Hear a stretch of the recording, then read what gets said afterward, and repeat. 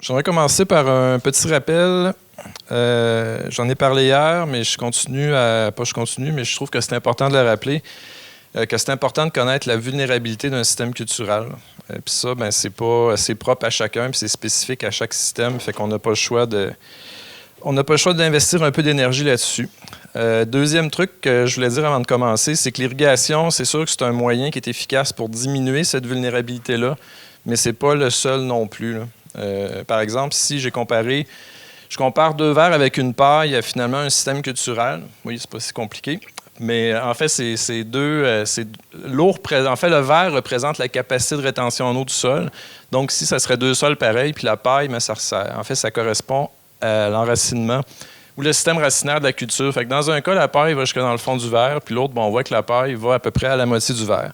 Ça peut sembler simple comme image, mais la plante, c'est pareil. Fait que plus le système racinaire, en fait, est profond, bien, plus cette culture-là va être capable d'aller chercher un volume d'eau qui est important. Donc, il va y avoir une vulnérabilité au stress hydrique qui va être plus faible.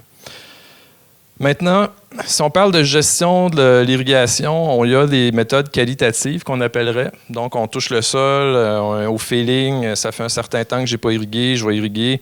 Moi, j'irrigue à chaque 5 jours, 6 jours. Il y a le classique pouce d'eau par semaine. Puis il y a aussi, en termes de durée, ben, la pompe fonctionne jusqu'à temps qu'il n'y ait plus d'essence. On comprend que dans tout ça, il y a des compromis.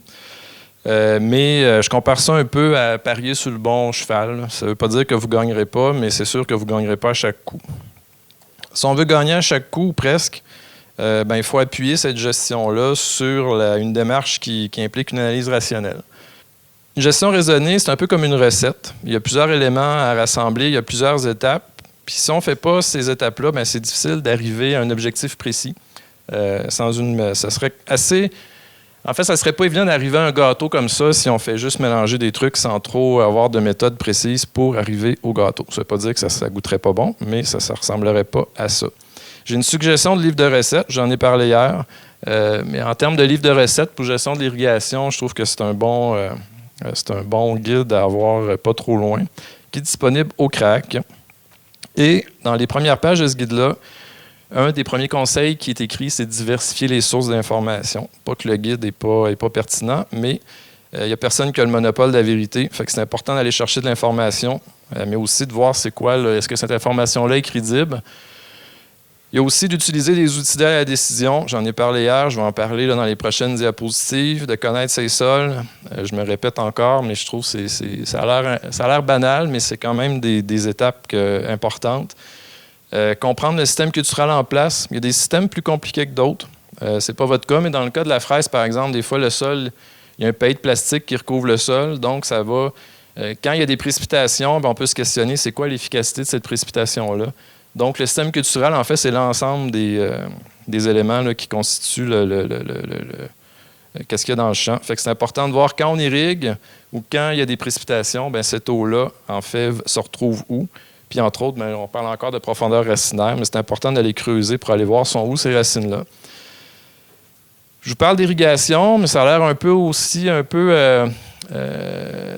pas banal, là, mais ça a l'air un peu bizarre de dire ça, mais il faut quand même valider la pertinence d'adopter l'irrigation ou non. Fait que pour ça, je reviens encore à ma vulnérabilité au stress hydrique, parce que j'en ai quand même vu des producteurs qui ont investi beaucoup d'argent dans les systèmes d'irrigation, alors que leur vulnérabilité, en fait, n'est pas si élevée que ça. Fait que dans ce temps-là, c'est un petit peu plus dur ou même impossible à rentabiliser. Fait que c'est certain qu'il y a un volet économique à ça, et pas juste le volet agronomique. Donc, 5 conseils de plus qui s'adressent plus, en fait, à des entreprises qui irrigueraient. C'est une chose de vouloir irriguer, mais il faut aussi s'assurer que l'approvisionnement en eau est suffisant.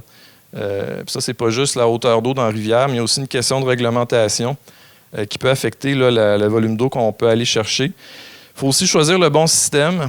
Il y a des systèmes fixes, il y a des systèmes mobiles, il y a différents types de systèmes.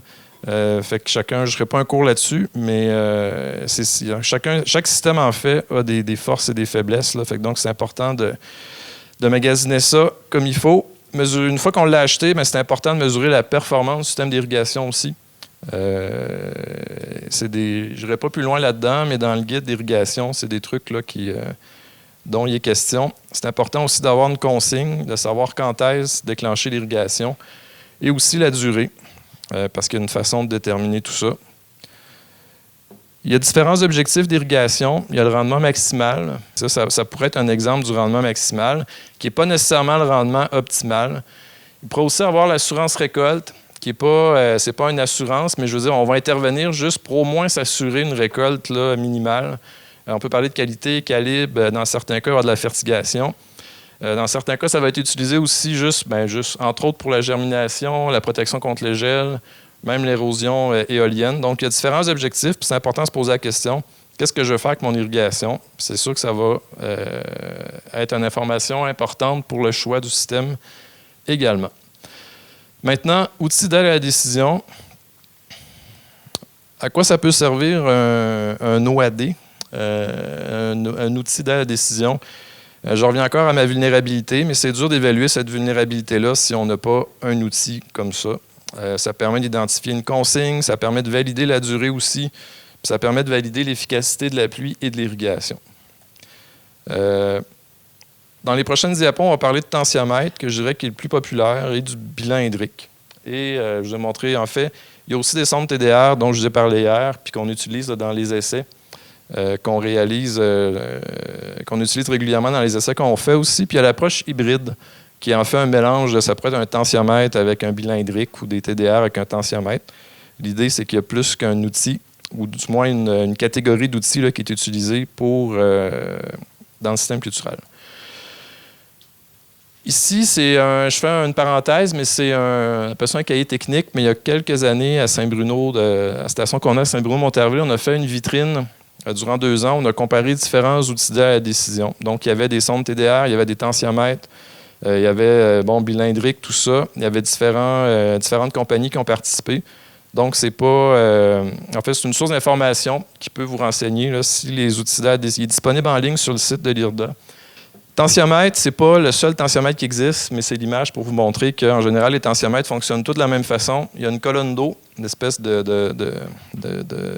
truc vert au milieu. Là, c'est de l'eau qui a été ajouté un algicide, parce que finalement, quand ça voit la lumière, il y a des algues qui poussent dedans. Parce qu'il est transparent. En fait, c'est ce qu'il y a de plus simple comme tensiomètre. Il y a une bougie qui est poreuse, puis à l'autre bout, il y a un réservoir là, qui est maintenu hermétique avec un bouchon.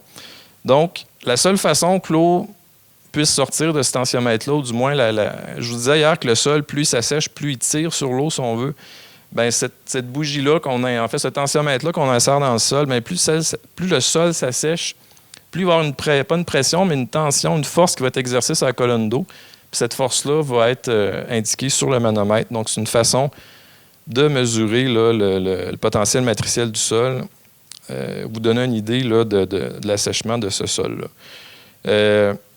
Ça, c'est des tensiomètres un peu plus, moi je dirais ça, avec un peu plus d'équipement. Ici, on a un exemple là, justement de la vitrine que je vous parlais, là, un tensiomètre ortho puis un tensiomètre là, de la compagnie, en fait 2 tensiomètres de la compagnie Gaspard. En parlant d'options, en fait, les tensiomètres, on peut avoir, il y a un aspect communication.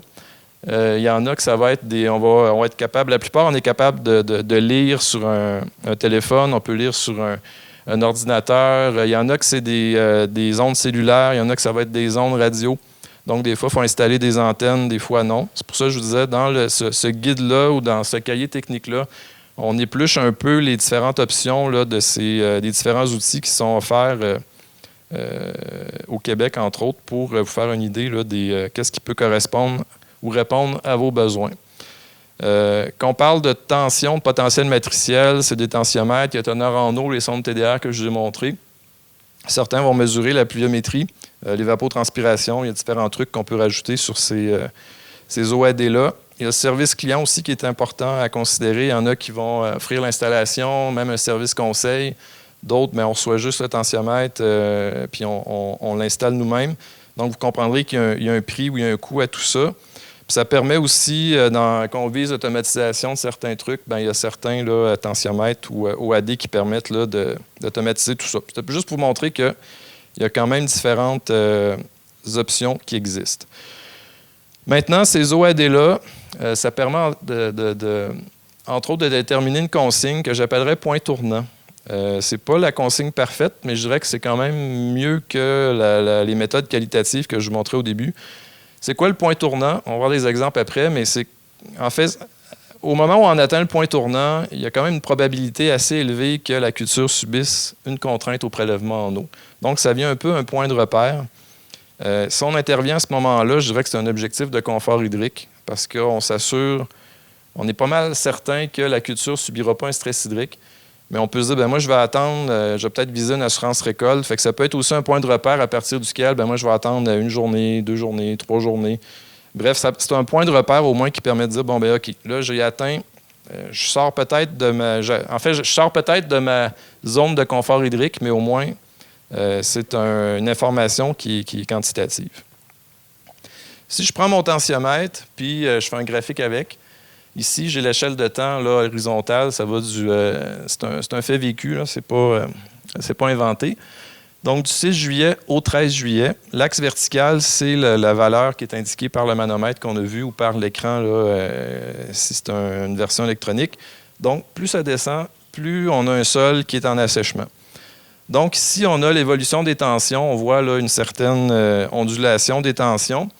Donc, il n'y a pas trop de problème. Le 6 juillet, 7 juillet, 8 juillet, on comprend que, bon, en absence de précipitation, en conditions qui se ressemblent un peu, je veux dire, rendu au 9 juillet, 10 juillet, fait que si le point tournant, c'est à partir du moment que ça change, en fait, la tendance change. Fait que là, si ça avait continué, le 6, 7, 8, 9, on peut penser que la culture n'a pas trop de problèmes, n'a pas de contraintes de prélèvement, parce qu'on voit que c'est similaire, mais à partir du 10 juillet, on voit que, oups, à chaque jour, là, cette valeur-là de potentiel matriciel-là diminue rapidement. Fait que là, quand je vous parlais de force hier, puis j'en ai parlé encore un matin, c'est que plus le sol s'assèche, plus il tire, plus en fait il exerce une force sur l'eau, bien, c'est cette force-là qu'on voit comme ça. Fait que quand on dit le point tournant, en fait, c'est à partir du moment où justement la courbe, cette courbe-là, change un peu là, ou change drastiquement de direction. Fait que dans ce cas-ci, quand je vous parle de point tournant ou de consigne qui pourrait être, puis ça c'est propre à chaque sol, je dirais, bien, dans ce cas-là, si je veux maintenir ma culture en situation de confort hydrique, bien, ma consigne serait à 40 kPa. Fait que je saurais que quand j'atteins le 40 kPa, bien, je peux déclencher mon irrigation. Puis ça ne sera pas toujours 4 jours, ça va dépendre du stade de développement de la culture, puis ça va dépendre aussi des conditions météo. On voit ici le petit bon, bien, ça veut dire qu'en fait, bien, là, il y a un apport en eau, fait que l'outil le perçoit. Mais l'apport ne ramène pas là, le statut hydrique du sol là, à son niveau le plus humide. Un petit tableau des plus et des moins du tensiomètre. Si on sépare ça en contexte favorable, défavorable, je dis qu'en contexte favorable, ça prend en fait des volumes d'eau qui sont non contraignants. Pourquoi je dis ça? Parce que, je ne l'ai pas dit tantôt quand j'ai montré le tensiomètre, mais c'est une colonne d'eau. Puis à un moment donné, si le sol s'assèche puis vous n'intervenez pas, bien, le tensiomètre, en fait, il va finir par se décharger parce que la colonne d'eau ne pourra pas. Là, il y a une limite à ce qu'un tensiomètre peut endurer, entre guillemets, comme force dans le sol. Fait que, si on n'est pas capable d'intervenir, du moins dans sa plage de fonctionnement, bien, on risque de devoir aller recharger là, le tensiomètre. En fait, ça, c'est le contexte favorable. Ah, bien, c'est ça, contexte favorable. C'est dans un milieu où, finalement, le volume d'eau n'est pas contraignant, puis on peut intervenir au bon moment. Là. Puis aussi, bien, si on veut automatiser, c'est sûr que le tensiomètre, c'est une bonne idée. Défavorable, bien, quand je parle tantôt d'assurance récolte, je reviens à ce que je viens de dire là. Ça veut dire qu'on va laisser le sol s'assécher un peu plus. Fait que si on laisse le sol s'assécher, bien, on risque peut-être là, de se retrouver avec un tensiomètre qui va se décharger. Quand il y a beaucoup de pierrosité, ça peut rendre l'installation un peu plus difficile, mais il y a quand même des façons de l'installer quand même. Puis c'est sûr que si le champ est très hétérogène, bien, c'est sûr que là, il va falloir peut-être mettre plus qu'un tensiomètre ou augmenter la quantité de tensiomètre qu'on va mettre. Avantage, bien, c'est sûr que c'est précis. Je vous parlais de point tournant, ça facilite l'identification d'une consigne. Ça permet de savoir quand il pleut, mon eau est allée où, quand j'irrigue, est-ce que mon irrigation a fait ce que je pensais que ça allait faire. Il y a une communication sans fil qui est possible. En fait, je dirais que la plupart des tensiomètres qu'on croise dans les champs sont en communication sans fil. Puis ça permet une mesure qui est directe. Parce que tantôt, je vais parler du bilan hydrique qui n'est pas une mesure directe. Inconvénient, ça dépend. Les coûts, en tout cas, le coût, ça peut être un inconvénient, mais ça dépend toujours là, c'est pas aussi simple comme comme constat, mais ça peut le devenir peut-être. C'est des mesures qui sont assez locales. Il reste que le tensiomètre il mesure un volume de sol qui est relativement restreint. Des fois, on peut se demander à quelle place que je vais l'installer. Fait qu'il faut quand même, des fois, il va falloir peut-être l'installer à quelques places. Puis en même temps, ça va nous aider à comprendre là, notre système culturel. Je reviens encore à mon risque de déchargement là, qui implique de le recharger puis de le réinstaller. Et c'est sûr que si on roule dessus avec le tracteur, il n'est pas résistant au tracteur. Des fois, dans les différentes interventions qu'on fait au champ, mais c'est quand même jouable. Si on parle de bilan hydrique, on parle d'une méthode qui, en fait, c'est un peu une méthode comptable qui compte les apports et les pertes en eau.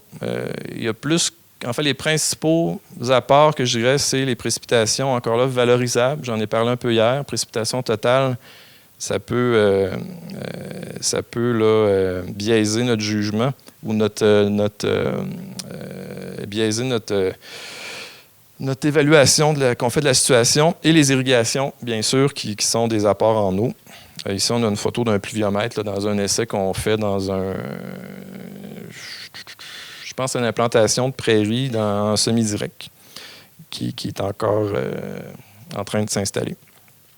Perte en eau, en fait, c'est l'exportation. On a parlé hier exportation en eau qui est la somme de l'évaporation et de la transpiration là, qui fait le mot évapotranspiration. Dans ce cas-ci, qui se mesure avec une station météo. Ou aussi, on peut aller sur le site d'Agrométéo. Il y a différentes stations qui existent. On clique. Ces informations-là sont mises à jour là, quotidiennement durant l'été.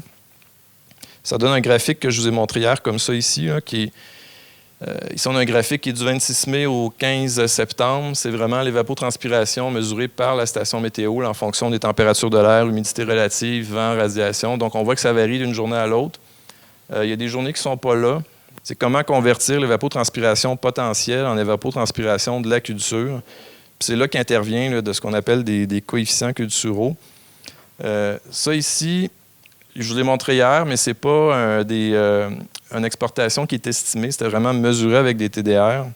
Mais je ne rentrerai pas trop dans les détails, mais c'est à partir de là qu'on en arrive, en tout cas, dans le cas des projets qu'on fait, là, à essayer d'évaluer les coefficients pour les cultures dans lesquelles on s'installe, mais il y a différentes références qui existent, comme ici, là, le maïs, c'est quand même une culture assez bien décrite, mais il faut faire attention parce que c'est pas... si on change de région, le coefficient culturel va être différent. Fait qu'il faut pas... Mais règle générale, ce que je vais vous montrer, c'est qu'ici, on a le début de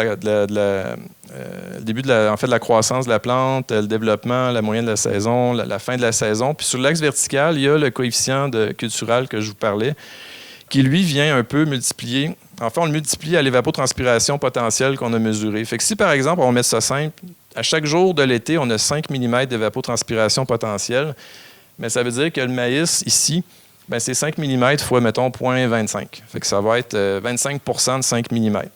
Rendu à son plein développement, on va être près de 1 ou un petit peu plus que 1. Fait que ça veut dire que si, avec notre 5 mm, on peut penser que notre maïs a besoin de 5 mm. Fait que c'est à ça que sert le coefficient culturel. Pour ça, je vous disais, c'est une méthode théorique. Puis ça permet de faire une espèce de budget comme on parle. Mais il n'y a quand même pas juste de la théorie là-dedans. Si on commence le 11 août, je mets une valeur, mon 21 mm, je ne l'ai pas sorti d'un chapeau. Ça serait, mettons, ma réserve facilement utilisable pour ma culture. Bon, on ne peut pas faire un cours d'irrigation en une demi-heure, mais tout ce que je vous dis est vrai. Mais il y a une façon de déterminer c'est quoi notre réserve facilement utilisable dans un sol en fonction de la capacité de rétention d'eau du sol, en fonction de la profondeur d'enracinement, puis le point tournant que je vous ai parlé tantôt. Fait que dans ce cas-ci, on est arrivé à dire qu'à la capacité au champ, on a 21 mm à dépenser.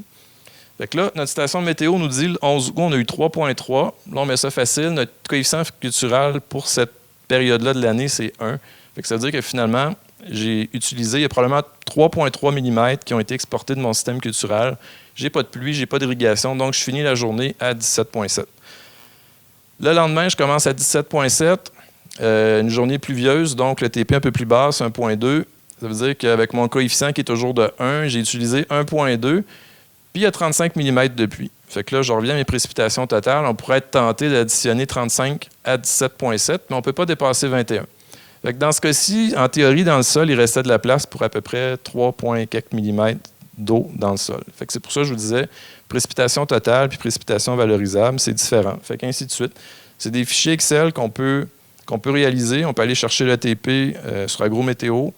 Les précipitations, je n'irai pas les chercher sur AgroMétéo, à moins d'avoir vraiment la station installée là, sur le site. La précipitation, c'est quelque chose qui varie beaucoup. Puis si on ne met pas les bonnes précipitations, bien, c'est sûr qu'on ne s'aide pas beaucoup pour notre bilan hydrique. Mais un pluviomètre, c'est quand même assez simple à installer sur une entreprise. Maintenant, si on fait un peu le procès du bilan hydrique, contexte favorable, je dirais grande superficie à gérer. C'est sûr que mettons, quand je dis grande superficie, justement, si on pense à du maïs, à du soya, bien, c'est quand même intéressant à utiliser, ou ça peut être intéressant. Système goutte à goutte, je mets système par aspersion, contexte favorable, parce que si on a un système goutte à goutte, moi je trouve ça très difficile de suivre, faire un bilan hydrique avec du goutte à goutte. Tandis que l'aspersion, bien, vu qu'on rejoint 100% de la surface, bien, on a plus de chances de rejoindre 100% du volume de sol en dessous. Si on n'a pas de données météo, bien, c'est sûr que c'est compliqué de faire de l'ETP. Pas de faire de TP, mais faire du bilan hydrique. C'est compliqué aussi de faire de l'ETP. C'est sûr que son coût par unité de surface, c'est pas très élevé. C'est plus un investissement en temps. Puis ça permet aussi, avec les prévisions météo, même de se commettre un peu sur l'ETP à venir. Fait que ça peut permettre de faire des prévisions là, de bilan hydrique. Mais ça reste une approche théorique. Donc, plus la période où il n'y a pas de précipitation est grande, bien, plus il y a un biais qui peut se construire là, entre l'estimation puis le statut hydrique réel au champ. C'est pour ça que tantôt, je parlais d'approche hybride. Des fois, d'avoir un tensiomètre ou deux ou quelque chose qui mesure plus directement le statut hydrique du sol, mais ça peut venir dire, bon, ben, OK, mon bilan hydrique, il tient la route. Mon tensiomètre dit à peu près la même chose que mon bilan hydrique. Fait que c'est, quand je dis diversifier les sources d'information, mais ça peut être aussi des différentes OAD. Et, je viens de le dire, investissement en temps qui est un peu plus grand que d'autres situations. Ici, Alexandra, hier, a présenté cette carte-là en fin de journée. C'est peut-être pas le moment où tout le monde est le plus attentif. Mais je reviens encore avec mes précipitations totales. Ici, c'est une carte qui, pour ceux qui connaissent l'Atlas agroclimatique du Québec, il y a différentes informations là-dessus.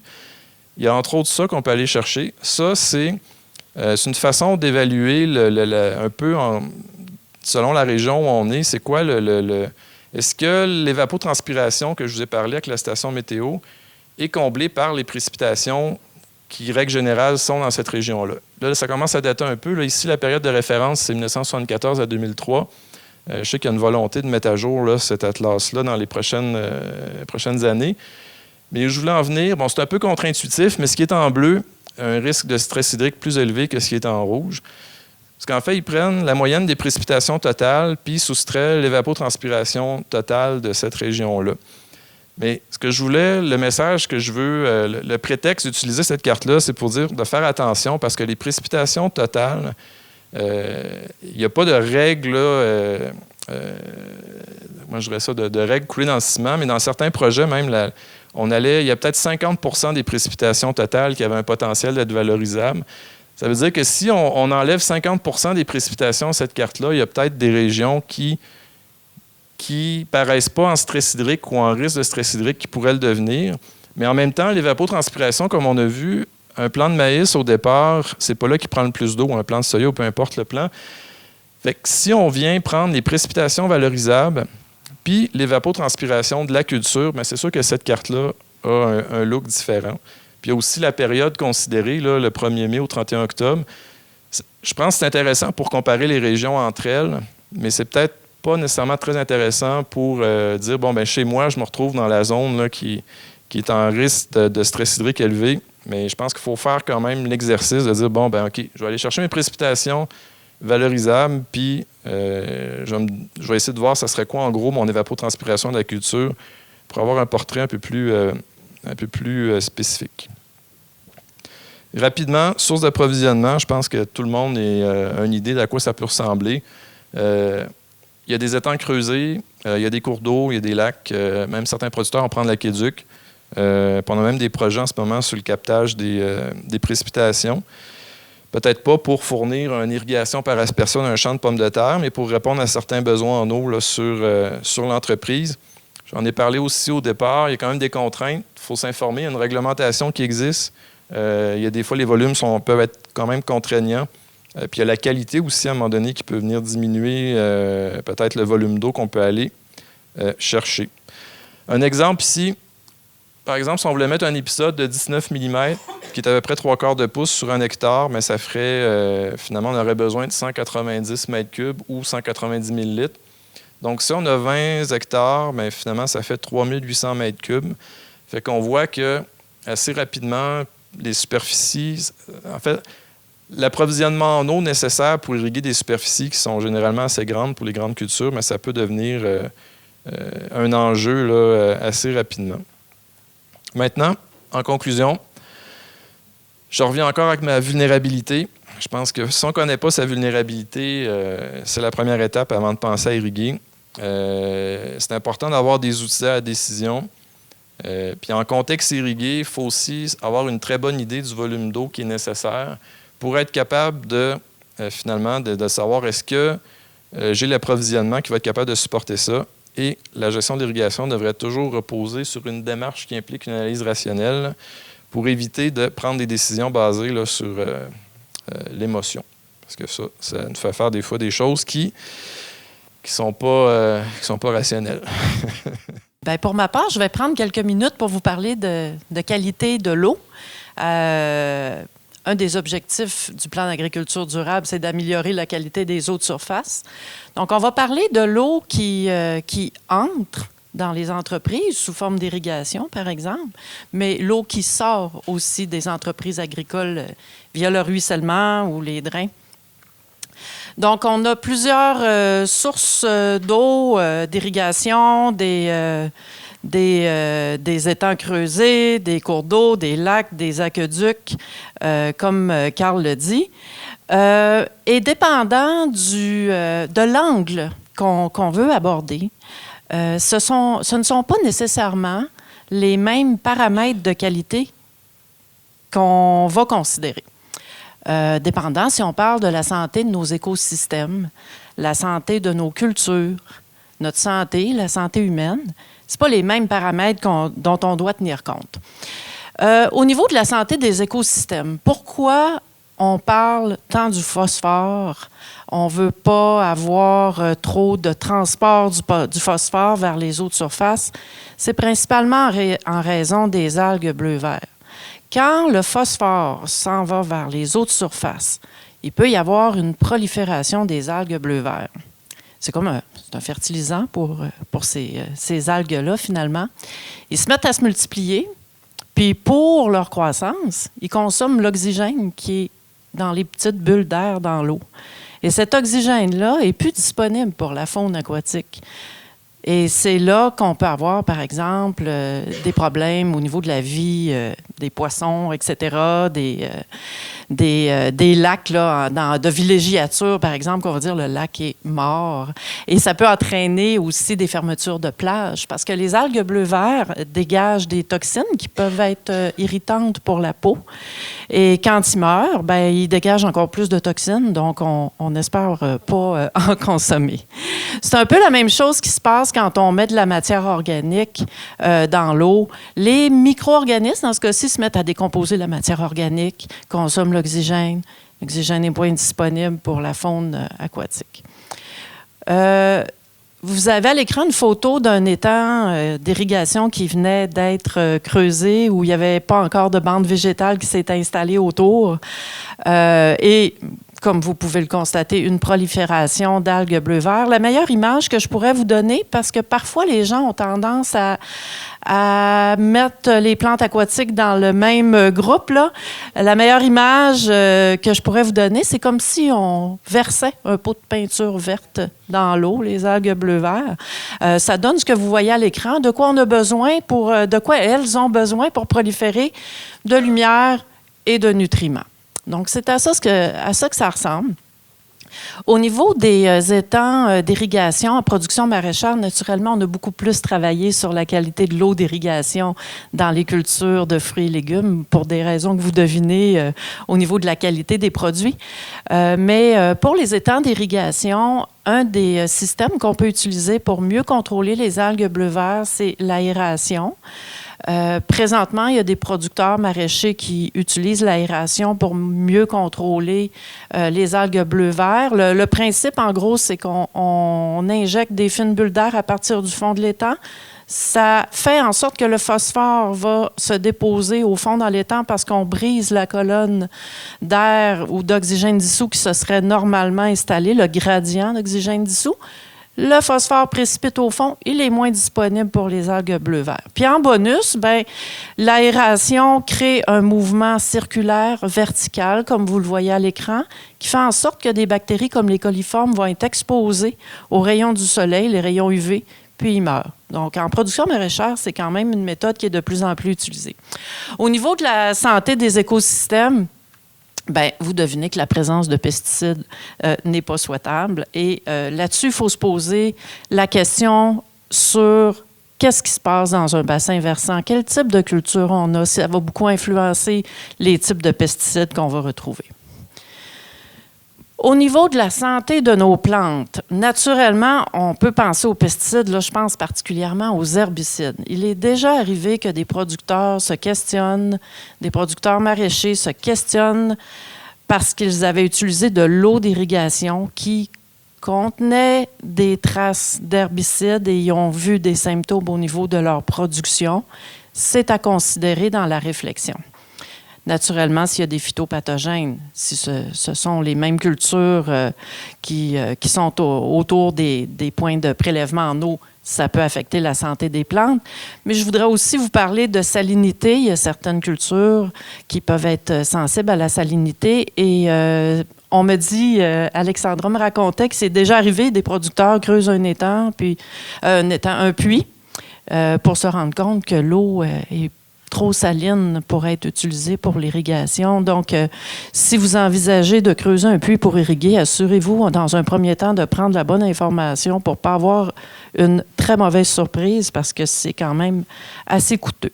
Dans le guide d'irrigation dont Carl a parlé à quelques reprises et pour lequel vous allez avoir la référence dans vos documents, vous avez les critères de salinité qui peuvent être considérés pour voir si l'eau peut être utilisée pour l'irrigation. Si on l'aborde maintenant en termes de santé humaine, on revient encore avec les pesticides qui vont changer selon ce qui se passe autour de notre point de pompage de l'eau. On peut penser aussi aux micro-organismes qui peuvent causer des maladies chez l'humain. Je sais que ça s'applique moins présentement dans les grandes cultures, mais en production maraîchère, en production de fruits et légumes, c'est une préoccupation qui est importante. Au niveau des grandes cultures, là, quand on pense à salubrité, vous avez, au niveau de la certification biologique, des délais qui doivent être respectés entre l'épandage de fumier frais, de lisier et la récolte. Et ce qui s'est produit au Québec, c'est qu'il y a de plus en plus de producteurs qui font des céréales d'automne. Donc, la récolte a lieu beaucoup plus tôt en été. Et pour une application au printemps, ça devient de plus en plus difficile dans certaines entreprises de respecter ce délai-là qui est de 90 jours. Donc, je vous informe en même temps qu'on a un projet en cours à l'IRDA présentement, à la demande du Syndicat des producteurs de grains biologiques du Québec d'ailleurs, pour évaluer dans les conditions du Québec quel devrait être le délai à respecter entre l'épandage et la récolte. Mais pour ce qui est de l'eau d'irrigation, présentement, au niveau de la certification biologique, il n'y a pas vraiment de critères. Et bon, comme l'irrigation est assez rare, ce n'est pas une préoccupation majeure pour l'instant. Tout à l'heure, j'en ai parlé brièvement. Les algues bleu-vert, on a vu parfois des producteurs qui prenaient des mesures drastiques pour traiter des étangs d'irrigation. Ça peut régler un problème parce que ces algues bleu-vert-là peuvent boucher les systèmes d'irrigation, particulièrement le goutte à goutte. Mais il ne faut pas oublier que quand on fait ça, on tue les algues qui libèrent leurs toxines. Donc, si on s'en va vers des consommations, des produits de consommation humaine, il faut y penser, il faut réfléchir à ça aussi.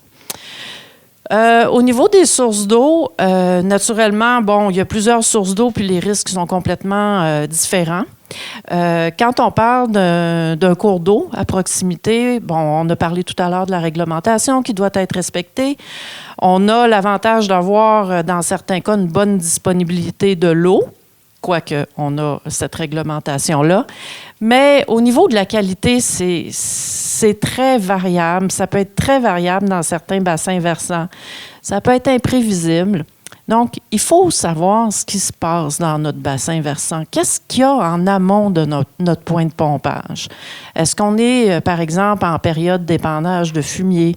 Est-ce qu'il y a beaucoup d'applications de pesticides? Qu'est-ce qu'il y a comme culture? Faut savoir un peu d'où elle vient cette eau-là si on envisage de l'utiliser pour l'irrigation. Au niveau microbiologique, par exemple, les coliformes fécaux, ce qu'on dit particulièrement pour les cultures de consommation humaine, c'est de faire une analyse régulière de cette eau-là, puis on vient à connaître un petit peu mieux notre cours d'eau. Une des stratégies qui peut être envisagée aussi, c'est de prélever l'eau de surface, l'amener vers un étang d'irrigation et la traiter. L'aération dont j'ai parlé tout à l'heure doit se faire du printemps à l'automne en continu, 24 heures sur 24, 7 jours par semaine. Mais lorsqu'on a un temps de rétention de 2 jours dans l'étang, avant l'utilisation, on a un abattement là, des contaminants comme les coliformes fécaux. Donc, j'en parle là, des réservoirs, de l'aération ou des bassins parce que si, en tant que producteur de grandes cultures, vous envisagez de faire un bassin qui pourrait être utilisé par la suite pour l'irrigation, il ne faut pas oublier de protéger le bassin avec des bandes végétales et d'être conscient que si on laisse ça là pendant quelques jours, quelques semaines, à un moment donné, on peut avoir la surprise de voir des algues bleu-vert qui ont proliféré, ce qui ne serait pas très surprenant dans un contexte comme ça. Donc, il faut le considérer, protéger le pourtour de l'étang. Au niveau des étangs, naturellement, on a un peu plus de contrôle. Ça demande un espace, c'est sûr, mais je le redis encore, il faut bien protéger le pourtour. Et pour ce qui est des puits, je pense que particulièrement pour un puits artésien, quand on a un problème de contamination, surtout pour les puits profonds, par exemple, si on trouve des coliformes, la première question qu'il faut se poser, c'est quel est l'état de mon puits?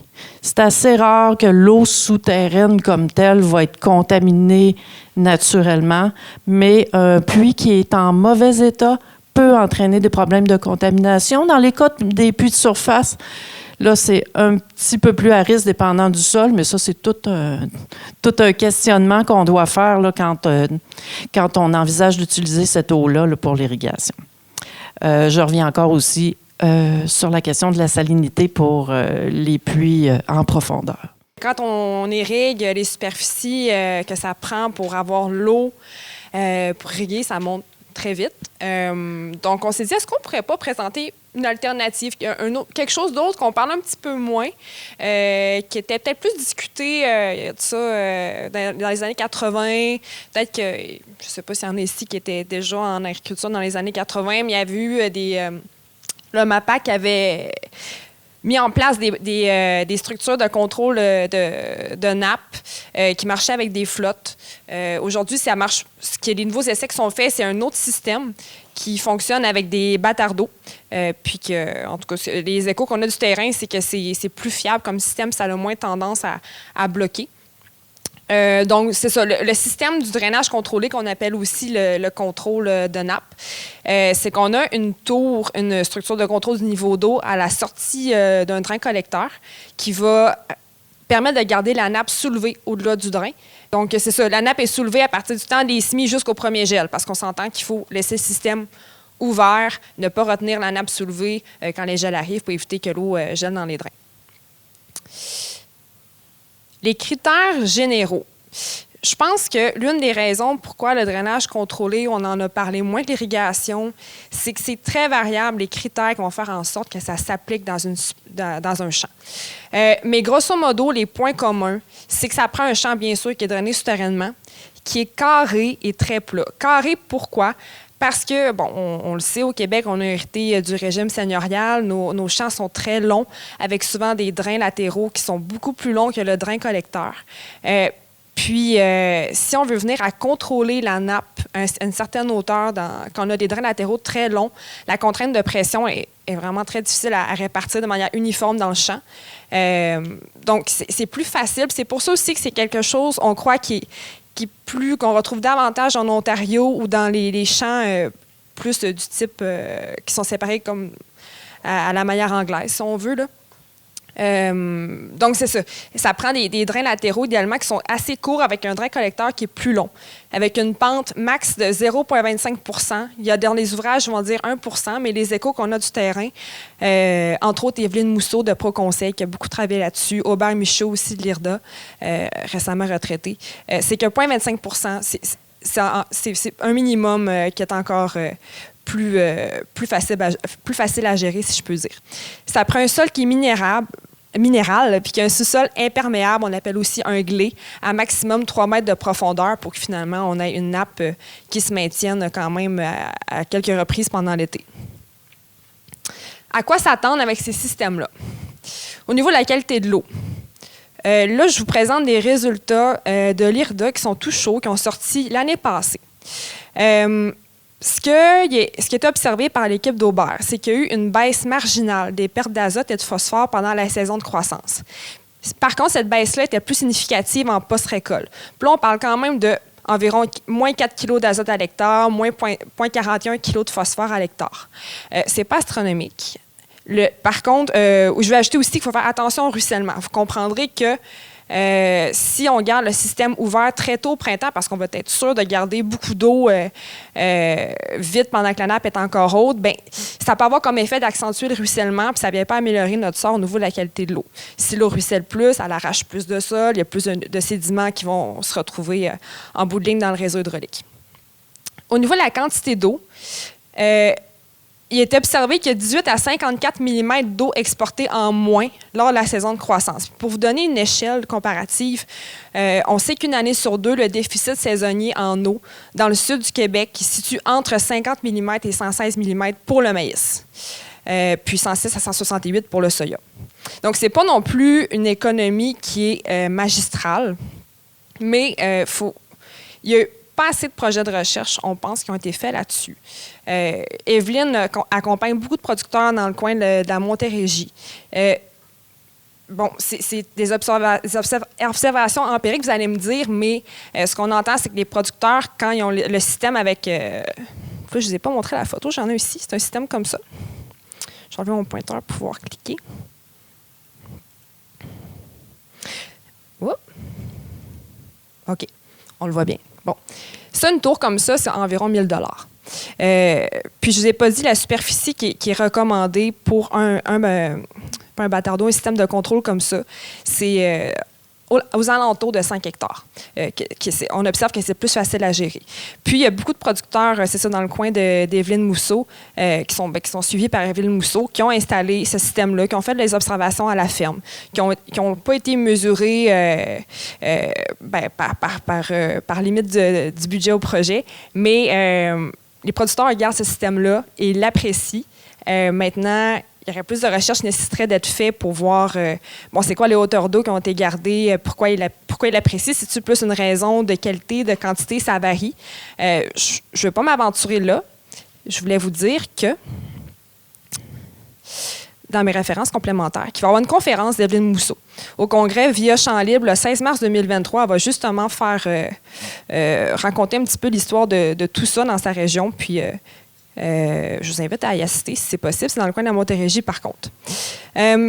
Puis, en référence complémentaire, je vous ai mis les liens vers Agrométéo, guide technique de gestion raisonnée de l'irrigation, les différents rapports qui ont été faits aussi par rapport au contrôle de nappe.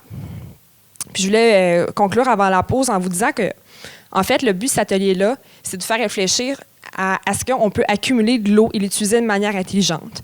Puis l'irrigation raisonnée, puis la qualité de l'eau d'irrigation, ça ne va pas l'un sans l'autre. Puis il y a une autre façon qui mériterait d'être davantage investiguée, on pense, pour apporter de l'eau, garder de l'eau dans les champs, c'est le drainage contrôlé. Puis au prochain atelier, là, vous allez vous dire, bon, mais avant d'irriguer et d'installer des systèmes comme ça, est-ce qu'il y a des choses qu'on peut améliorer en amont par rapport, entre autres, à nos systèmes culturels, à nos pratiques? Puis c'est Marc-Olivier Yasser qui va revenir après la pause pour avoir une discussion là-dessus.